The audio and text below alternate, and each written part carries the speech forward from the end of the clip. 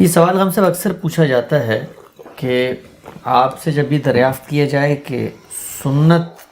کیا ہے اور سنت کی ایک متعین فہرست بھی آپ نے اپنی کتاب میں دی ہے، تو آپ یہ بتاتے ہیں کہ سنت تو اجماع اور تواتر کے ذریعے ہم تک پہنچی ہے اور مسلمانوں کی پوری نسلیں اور معاشرہ اس کو پہنچاتا رہا ہے، لیکن وہ نسلیں اور معاشرہ سنت پہنچاتا رہا ہے،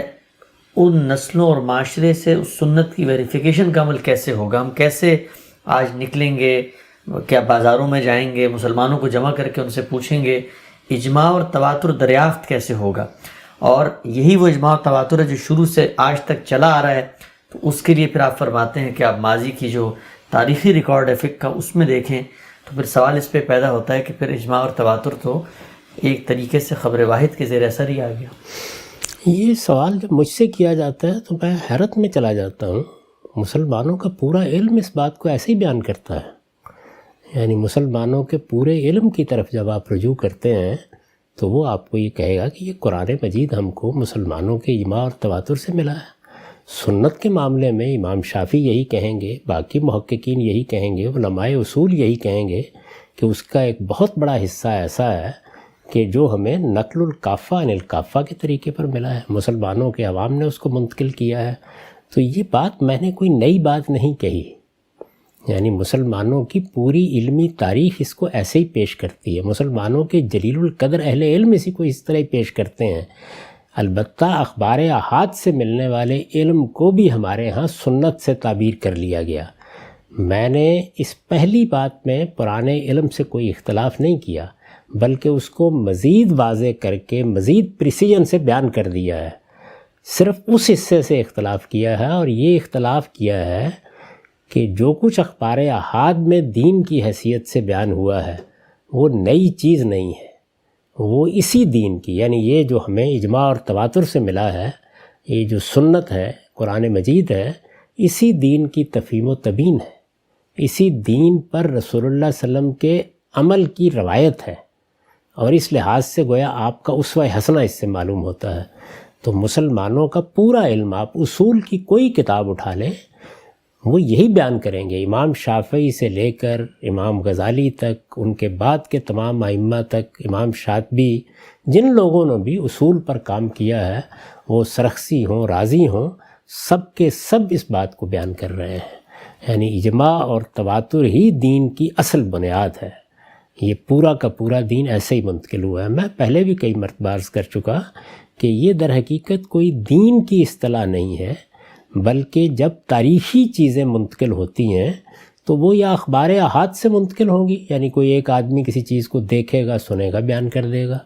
یا وہ مشہور باتیں ہوں گی، شہرت پا جائیں گی، ان سے لوگ استفادہ کر رہے ہوں گے، اور یا یہ ہوگا کہ کسی کمیونٹی کا اجماع ہوگا اس کے اوپر، اور وہ تواتر سے نسلاً بعد نسلاً اس کو منتقل کرے گی۔ یہ آخری ذریعہ چیزوں کو یقینی بنا دیتا ہے، انسانی علم کے دائرے میں یقینی بنا دیتا ہے۔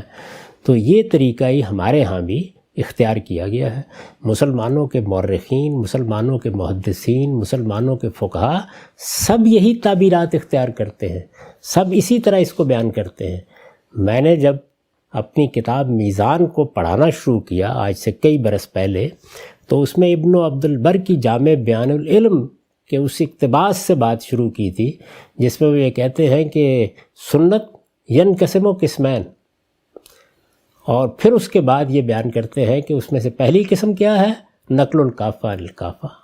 یعنی مسلمانوں کی پوری جماعت اس کو منتقل کرتی ہے۔ رہی یہ بات کہ یہ اہل علم کیسے اسے اخذ کرتے ہیں، یعنی میں پھر عرض کروں گا کہ یہ سوال سب سے ہے،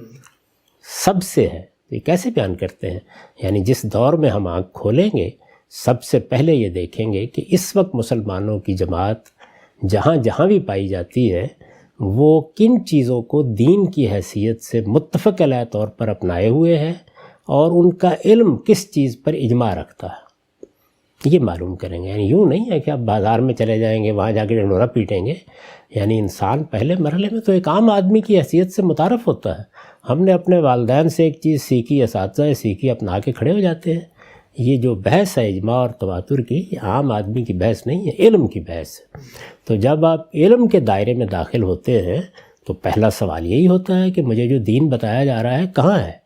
قرآن مجید کے بارے میں یا سنت کے بارے میں آپ مسلمانوں کے علم سے رجوع کرتے ہیں، اور جب دیکھتے ہیں کہ ان کے مدرسوں میں، ان کی کتابوں میں، ان کے عام علماء کی زبان پر یہی ایک بات ہے، تو یہ سارا علم جو آپ کے موجودہ دور کا علم ہے یہ بتا دیتا ہے۔ ہم مراکش سے انڈونیشیا تک مسلمانوں کو رمضان کے مہینے میں روزے رکھتے دیکھتے ہیں، ہم ہر سال ان کو حج و عمرہ کے لیے جاتے دیکھتے ہیں، اسی طریقے سے ہم ان کو 5 وقت نماز پڑھتے دیکھتے ہیں، مسجدوں میں جاتے ہیں اسی طرح دیکھتے ہیں، اور پھر اس کے بعد جب علم کے طریقے پر سیکھنے کی کوشش کرتے ہیں تو مسجد کا مولوی ہمیں وہی بات بتاتا ہے، عالم وہی بات بتاتا ہے، مدرسے کا جلیل القدر استاد وہی بات بتاتا ہے، پھر ہم کتابیں کھولتے ہیں تو معلوم ہوتا ہے کہ مسلمانوں کا سارا علم جو ظاہر ہے کہ اب کوئی ایک تو کتابوں تک محدود نہیں ہے، یعنی لائبریریاں بڑی پڑی ہیں اس سے، اس زمانے کے علم کی بات کر رہا ہوں، وہ یہی بیان کر رہا ہے۔ تو اس کا مطلب یہ ہے کہ اس وقت یہ چیز بالاجماع مانی جا رہی ہے، پوری مسلمان امت کا علم قرآن مجید کو اللہ کی کتاب کی حیثیت سے پیش کر رہا ہے۔ اسی طرح کا معاملہ سنت کا ہے، یہ اس دور کی بات ہے۔ اب ظاہر ہے کہ اس کے بعد ہم ماضی پر نگاہ ڈالتے ہیں تو مسلمانوں کا جو علمی ریکارڈ ہے اسی کو دیکھیں گے نا،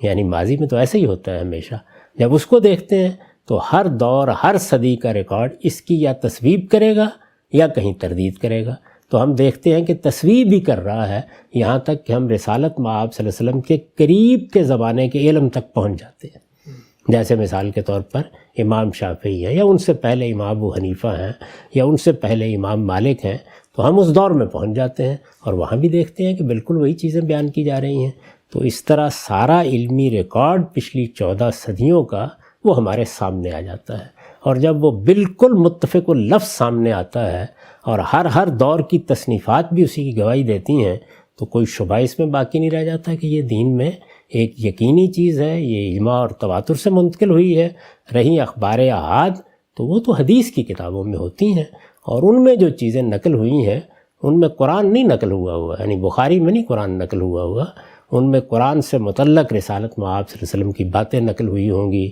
ان میں آپ کا اسوہ حسنہ نقل ہوا ہوگا، تو وہ تو بالکل چیز ہی دوسری ہے۔ تو ہم جب یہ جاننا چاہیں کہ جو اجماع اور تواتر ہے یہ پہلی صدی میں بھی تھا، دوسری میں بھی تھا، تیسری میں بھی تھا، تو اس کو جاننے کی میتھڈالوجی کیا ہوگی، کیسے ہم جانیں گے؟ مسلمانوں کا علم، ظاہر ہے علم اپنا ریکارڈ مرتب کر چکا ہوتا ہے نا، جس کو آپ کہتے ہیں کہ فلاں قوم کی پوری تاریخ اب روشنی میں ہے، تو اس کا مطلب یہی ہوتا ہے کہ سینکڑوں کتابوں میں مختلف جگہوں پر ہر جگہ وہ چیز ثبت ہو چکی ہے۔ وہ کوئی ایک کتاب نہیں ہوتی جس کو آپ اٹھاتے ہیں، آپ ان کی تاریخ کو اٹھاتے ہیں، آپ ان کے فقہ کو اٹھاتے ہیں، آپ ان کے علمی کام کرنے والے لوگوں کو اٹھاتے ہیں، سب یہ بیان کر رہے ہوتے ہیں۔